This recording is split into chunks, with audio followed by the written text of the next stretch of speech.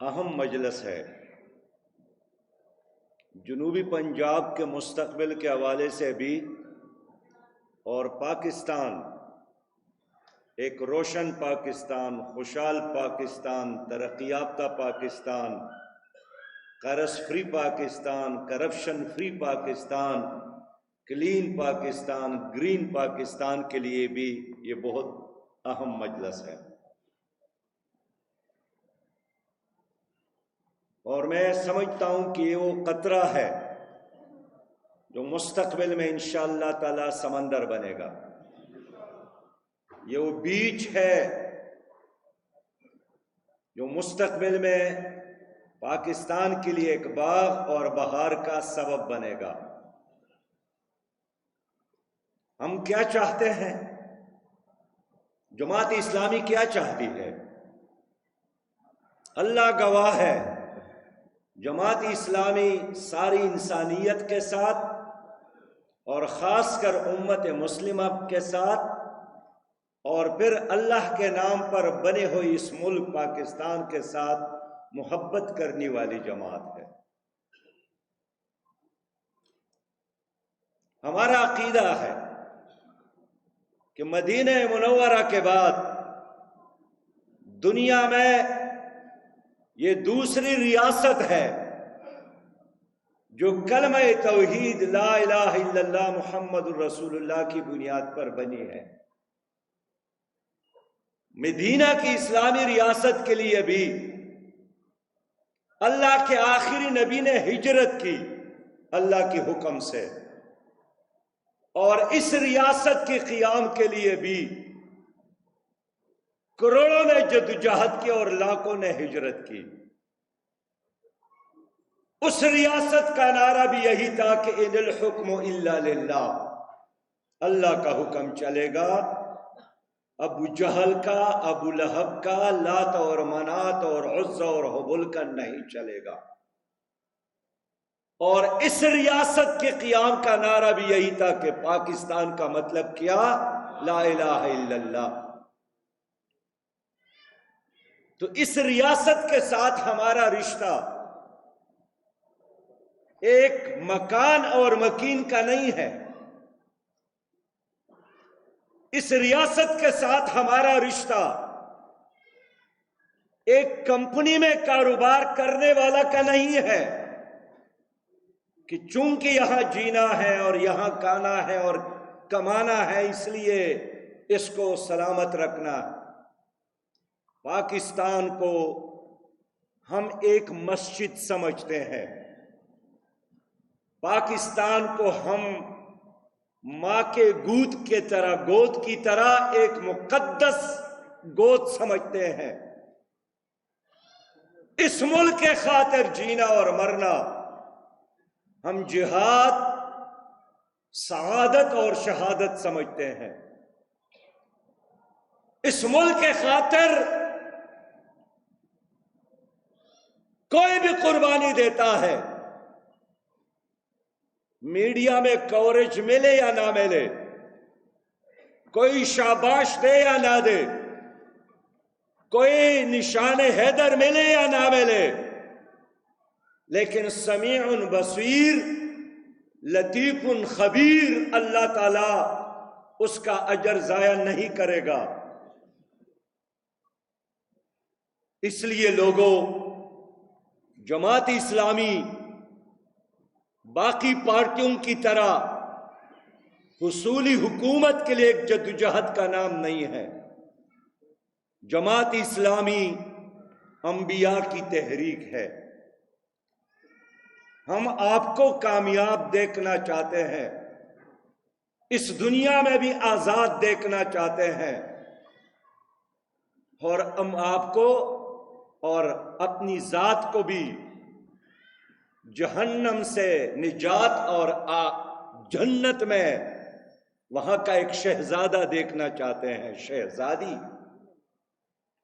ماں، بہنوں اور بیٹیوں اور بزرگوں اور نوجوانوں، یہ واحد ملک ہے جس کی بنیادوں میں ہمارے شہداؤں کی لاشیں ہیں۔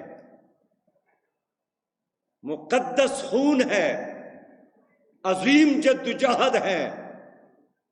آپ کو یاد نہیں ہے کہ بمبئی میں ایک گھر میں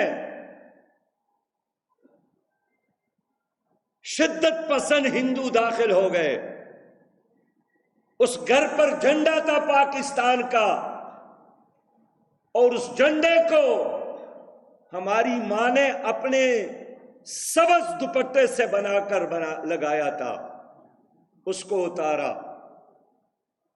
اور پھر اس گھر میں اس ماں کا جوان بیٹا پکڑ کر ان کو ماں کے سامنے ذبح کیا، اور بوڑھی ماں کو مخاطب ہو گئے کہ کیا پھر پاکستان کی بات کروں گے؟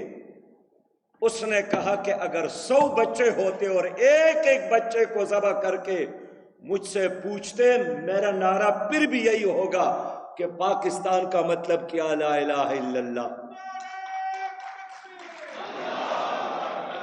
یہ ان ماؤں، بہنوں اور بیٹیوں کی قربانیوں کی وجہ سے آج آپ آزاد ہیں،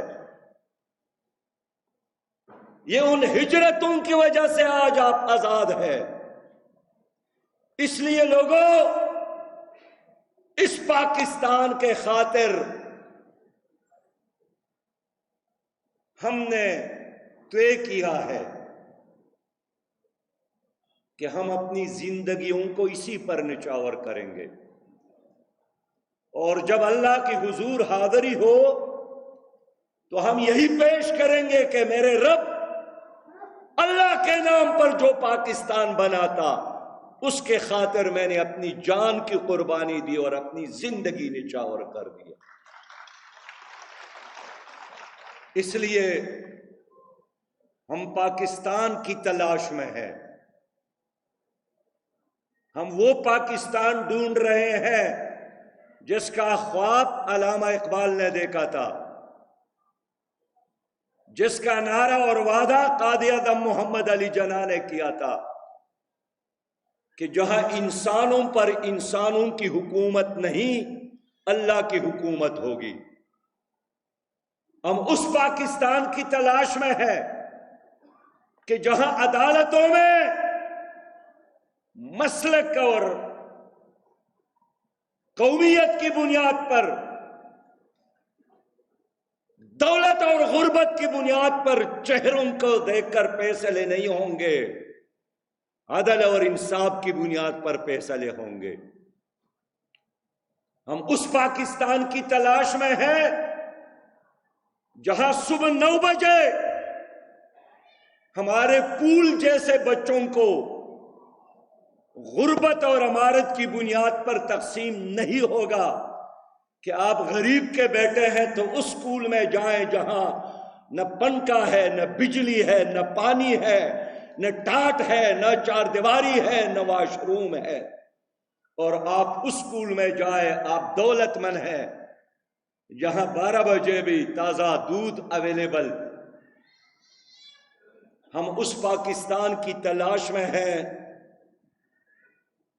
جہاں حکمران زمین کا خدا نہ ہو، عوام کا خادم ہو، جو عوام کو جواب دہ ہو، جس کے گریبان تک عوام کے رسائی ہو،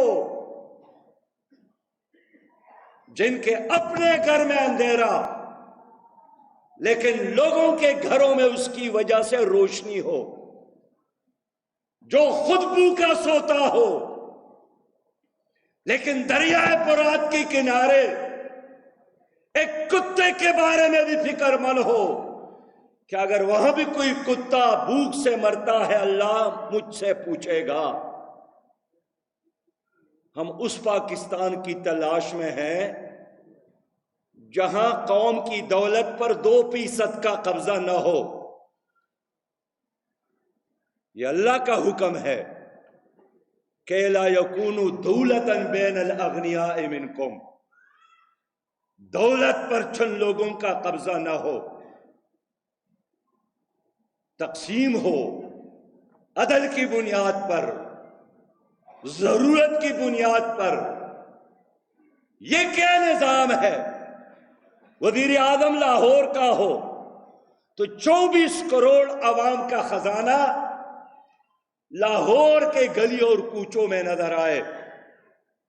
وزیر اعظم ملتان کا بن جائے تو پورے ملک کی دولت یہاں کا رخ کرے، اور ٹھیکیداران بھی اور ورکس اینڈ سروس کے ایکسین اور ایس ڈی او اور عملہ بھی کہ اب ادھر ہی کمانا ہے۔ وزیر اعظم گجر خان کا ہو تو بجلی کے کھمبے بھی اس طرف، ٹرانسفارمر بھی گندم کے پودی کی طرف، وہاں اگلے زمین ٹرانسفارمر کو میرٹ کے بغیر برتیاں پھر شروع ہو۔ میرے دوستو، ہم اس پاکستان کی تلاش میں ہیں جہاں حکمران وارث ہو ہر اس ماں، بہن اور بیٹی کا، ہر اس غریب اور یتیم کا جس کا کوئی وارث نہ ہو۔ السلطان ولی من لا ولی لہ، حکمران وارث ہے جس کا کوئی وارث نہ ہو۔ میرے بھائیوں اور بہنوں، 75 سال گزر گئے، 35 سال جرنیلوں نے حکومت کی، اور 35 سال ان لوگوں نے جو اسٹیبلشمنٹ کے گملوں میں پلے اور بڑے، اور سیاسی بونوں کو تمہارے کندھوں پر اور اس قوم پر مسلط کیا، جو ایک منٹ بھی دھوپ میں کڑا ہو کر تمہارے اس ملتان کی دھوپ کی تپش کو برداشت نہیں کر سکتا ہے، بے ہوش ہو جاتے ہیں۔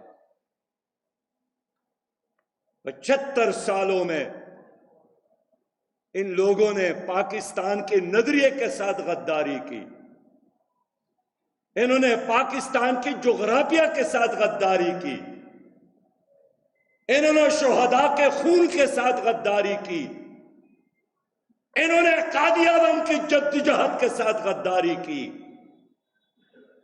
نام مسلم لیگ کا لیا، نام قائد اعظم کا لیا، کام وہی کیا جس سے نجات کے لیے قائد اعظم محمد علی جناح نے عمر بھر جدوجہد کی۔ میرے پیارے بھائیوں اور قابل احترام بہنوں، آج فیصلہ یہی کرنا ہے کہ آئندہ نسلوں کو ہم نے یہی پاکستان حوالہ کرنا ہے جس کی شہرت ہے پوری دنیا میں کرپشن کے حوالے سے، جس کی شہرت ہے پوری دنیا میں مہنگائی کے حوالے سے، جہاں کی عدالتوں کا فہرست میں 128واں نمبر ہے۔ عدل کے علمبردار تو ہم تھے، ہمارے ساتھ قرآن، اس کا ایک نام الفرقان موجود ہے، لیکن آج ہماری عدالتوں میں فائل عدل اور انصاف کی بجائے چہروں کو دیکھا جاتا ہے۔ امیر المومنین عمر ابن خطاب عدالت میں گئے رضی اللہ تعالیٰ عنہ، جج نے ان کو امیر المومنین کے نام سے مخاطب کیا۔ حضرت عمر ابن خطاب نے کہا آپ نے بڑا ظلم کیا، یہاں اب میں امیر المومنین کی حیثیت سے نہیں ہوں، آپ کو چاہیے تھا کہ مجھے عمر ابن خطاب کے نام سے پکارتے۔ وہ یہ بھی نہیں چاہتے تھے کہ ان کو امیر المومنین کہا جائے۔ حضرت علی رضی اللہ تعالیٰ عنہ کو قاضی شریح کے عدالت میں حاضر کیا گیا تو ابو تراب کہا گیا، فرمایا کہ نہیں، یہ پیار اور محبت کے الفاظ ہے۔ عدالت میں علی ہوں۔ لوگوں، زندگی کا کون سا ایسا شعبہ ہے، کون سا وہ ڈپارٹمنٹ ہے جس پر ان ظالموں نے ڈرون حملے نہیں کیے، تباہ اور برباد نہیں کیا؟ کیا چیز ہم دنیا میں جا کر مثال کی طور پر پیش کر سکتے ہیں؟ غربت ناچ رہی ہے، مہنگائی کا سایہ ہے ہر گھر پر، بے روزگاری کی وجہ سے لوگ مایوس ہے، اور ہمیں جو بھی وزیر خزانہ آتا ہے غلامی کا گر سکھاتا ہے، IMF کا دروازہ دکھاتا ہے۔ ہر تقریر میں یہی نصیحت کہ وسائل کم ہے اور مسائل زیادہ ہے۔ میں اس تھیوری کا، اس نظریہ کا شدید مخالف ہوں۔ یہ آدم سمتھ کا نظریہ ہے، ہمارا نہیں ہے۔ یہ رابنس کا نظریہ ہے، ہمارا نہیں ہے۔ یہ سرمایہ داروں کا نظریہ ہے، ہمارا نہیں ہے۔ ہمارا نظریہ یہی ہے کہ وَمَا مِن دَابَّةٍ فِي الْأَرْضِ إِلَّا عَلَى اللَّهِ رِزْقُهَا۔ اللہ نے کوئی ایسا چیز پیدا نہیں کیا ہے زندہ جس کے لیے رزق کا انتظام نہ کیا ہو۔ مسئلہ کرپشن کا ہے، مسئلہ مس مینجمنٹ کا ہے، مسئلہ ان حکمرانوں کے ہوس کا ہے، وسائل کے غلط تقسیم کا ہے۔ کیسے آپ ترقی کریں گے؟ ٹرانسفر